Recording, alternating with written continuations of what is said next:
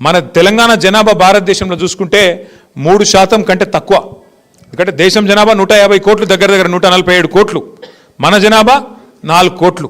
మరి 4 కోట్లు అంటే ఎంత? 3% కంటే తక్కువ.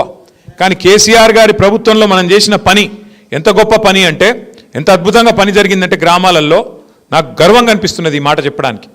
3% కంటే తక్కువ జనాభా ఉన్న తెలంగాణ ట్రాక్టర్లు, ట్యాంకర్లు, నర్సరీలు, పల్లెల్లో హరితహారం చెట్లు, డంపింగ్ యార్డ్లు, వైకుంఠ ధామాలు, పల్లె ప్రకృతి వనాలు, అట్లాగే పారిశుద్ధ్యం, ఇవన్నీ చేసుట్లా 3% కంటే తక్కువ జనాభా ఉన్న తెలంగాణ జాతీయ పంచాయతీరాజ్ అవార్డులు ప్రకటిస్తే 30% అవార్డులు గెలుచుకొని ఒక రికార్డు సృష్టించిందనే మాట నేను మీకు విజ్ఞప్తి చేస్తా ఉన్నా.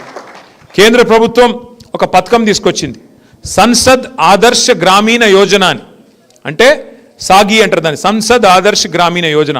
ప్రతి పార్లమెంటులో, దేశంలో 543 పార్లమెంట్ స్థానాలుంటే ప్రతి పార్లమెంటులో ఒక ఆదర్శ గ్రామం చేయాలి అని చెప్పి వాళ్ళు ప్రయత్నం చేశారు.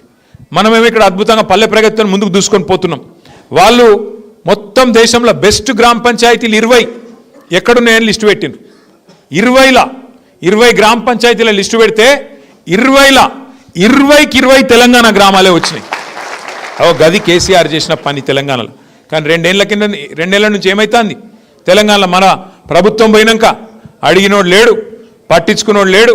గ్రామాలు మళ్ళీ ఇవాళ అనాథలైనవి, పల్లెలు ఇవాళ దిక్కులేని పరిస్థితి వచ్చింది. ట్రాక్టర్ల కనీసం డీజిల్ పోయించేటోడు లేడు. కనీసం ఆ ట్రాక్టర్ ఏడ తిరగాలి, ఎటు పోవాలి, పారిశుద్ధ్యం ఏంది, ఏం వ్యవహారం చేయాలి, పట్టించుకున్నవాడు లేడు. ఎందుకంటే ఆ పరిస్థితి కాంగ్రెస్ ప్రభుత్వం మళ్ళీ తీసుకొచ్చింది. 2014 ముందు మార్పు ఆనాటి రోజులు తెస్తామన్నారు. నిజంగానే తెచ్చిర్రు ఆనాటి రోజులు.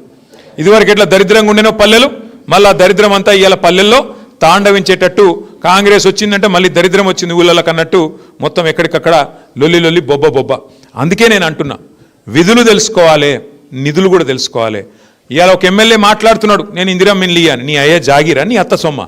ఎవడి సొమ్ము, ఎవడి పైసలతో గడుపుతున్నావు నువ్వు? ఇందిరమ్మ ఇండ్లు అంటే అవి ప్రజల పైసలతోనే కడుతున్న ఇండ్లు తప్ప మీ ఇంటెనక పొలం అమ్మి కట్టేది కాదు. కాబట్టి బరాబర్ ఊళ్ళో పేదోళ్ళు ఎవరు, ఊళ్ళో తీర్మానం చేయాల్సింది మీరు సర్పంచులు. పేదవాళ్ళు ఎవరు, ఇల్లు లేని వాళ్ళు ఎవరు లిస్టు తయారు చేయాల్సింది మీరు. ఇందిరమ్మ కమిటీ మీద కూడా అవసరమైతే ఆజమాయిషీ చేసేది మీరు. కాబట్టి సర్పంచులు మీ హక్కులు తెలుసుకుంటే ఎవడన్నా ఎగురితే ఎమ్మెల్యేనో ఎంపీయో వాళ్ళ తాట తీసి లైన్లో పెట్టి నిజంగా న్యాయంగా పేదవాళ్ళు ఎవరైతే ఉన్నారో వాళ్ళకి ఇప్పించాల్సిన బాధ్యత మీరు తీసుకోవాలని చెప్పి నేను కోరుతా ఉన్నాను.